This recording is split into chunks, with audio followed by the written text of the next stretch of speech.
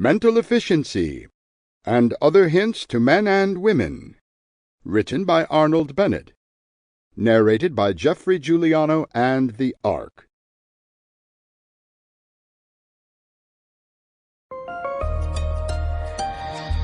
Icon Audio Arts.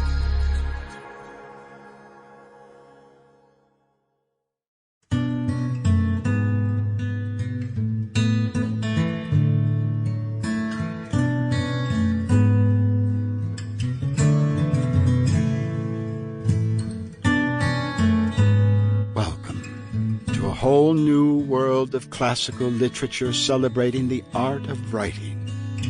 There is a very special category reserved for what we generally agree to be stories and tomes which are a significant cut above, which elegantly describe the human condition, winding their way, word by word, chapter by chapter, through a delicate web of beautiful storytelling, as to remain untouched by even time.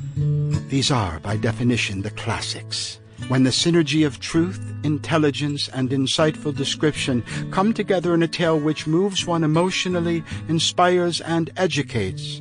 These works are indeed classic, to be so in tune with one's literary powers as to create, often from imagination, a story full of emotion, tender at heart, overflowing with some illumined truth from deep inside, so that it can be universally recognized and relived by the eyewitness.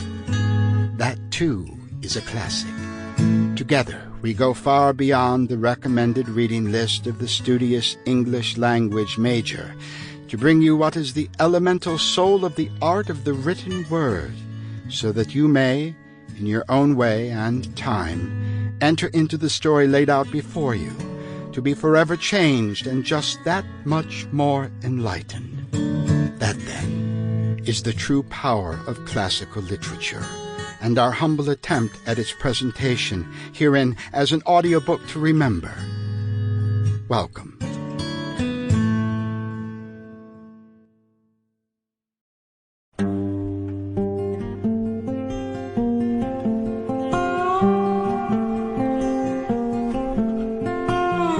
Arnold Bennett was an English author, best known as a novelist.